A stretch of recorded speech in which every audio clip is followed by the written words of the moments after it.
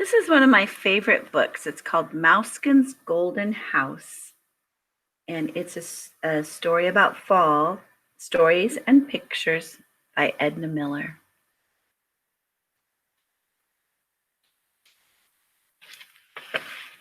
Mouskin's Golden House, story and pictures by Edna Miller. In the woods, there were many tall trees and small trees that reached to grow tall in the deep shade. There are low-growing bushes and berries and seeds that pop and roll about the forest floor. Beneath them all are tiny paths that only mice can see. One moonlit night, Mousekin followed just such a path to one of his homes in the chestnut log. And right in the middle of that very small path, Mousekin saw something that someone had thrown away when Halloween was over. He hid behind a log. Perhaps it was dangerous. Mousekin had never seen a jack-o'-lantern in all his mouse days. He wriggled his nose furiously at the strange pumpkin smell. He was so excited that he drummed his tiny paw on the hollow log. Mousekin was so interested in the jack-o'-lantern that he did not watch for danger with his bright shoe-button eyes, nor did he turn his large ears to the breeze to listen for the sound of wings for owls and hawks and other creatures who wait to catch a whitefoot mouse. Suddenly, as Mousekin made a second turn around the smiling face, a hungry young owl swooped toward him. But before the bird could even blink its eyes, Mousekin jumped straight into the jack-o'-lantern's mouth. Once inside, he looked about. He was in a bright, beautiful golden room, just the right size for a little mouse. From one of the top windows of his new room, Mousekin could see the owl sulking in an evergreen tree. The first rays of the morning sun showed in the sky behind the owl. Night was over, and it was time for Mousekin to go to sleep.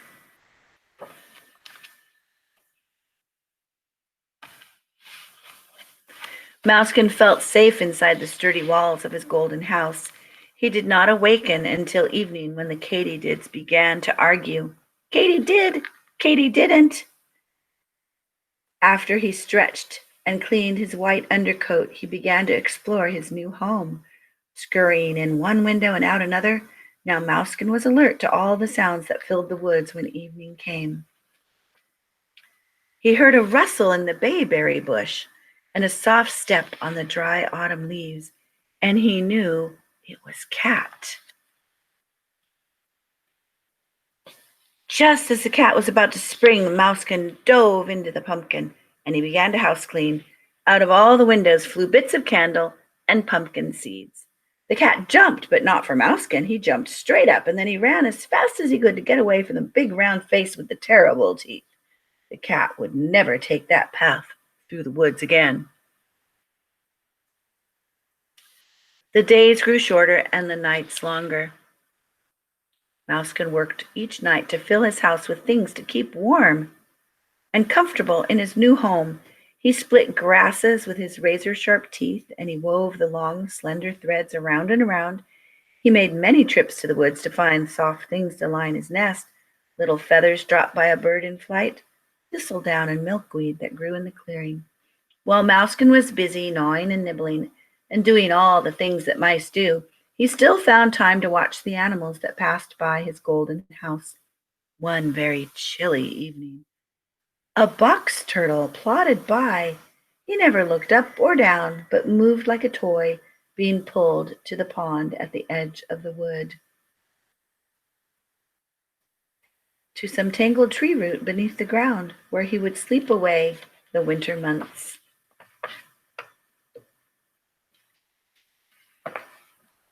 But when the turtle reached the jack-o'-lantern, he stopped in his tracks, and he stretched his neck to see if what he saw was true.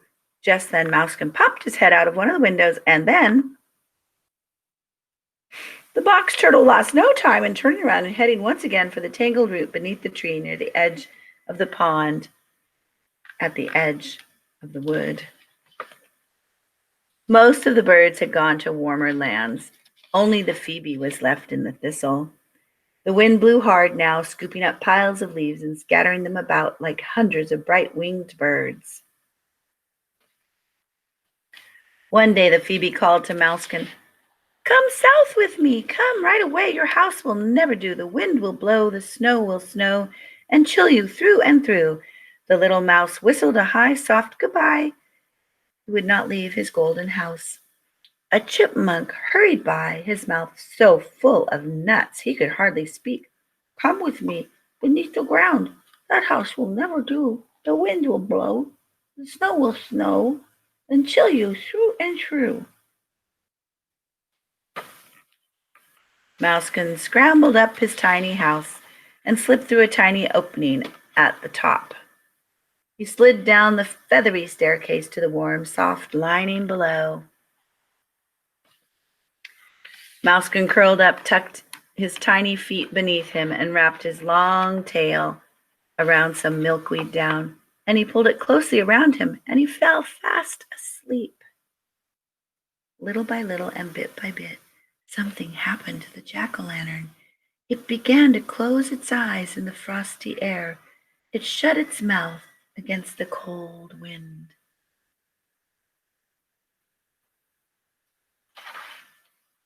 The next day, the gray sky opened, and great white flakes fell upon the sleeping pumpkin. Inside, Mousekin was curled up into a tiny fur ball. He was safe and warm and fast asleep in his golden house. I hope you enjoyed this story, Mousekin's Golden House.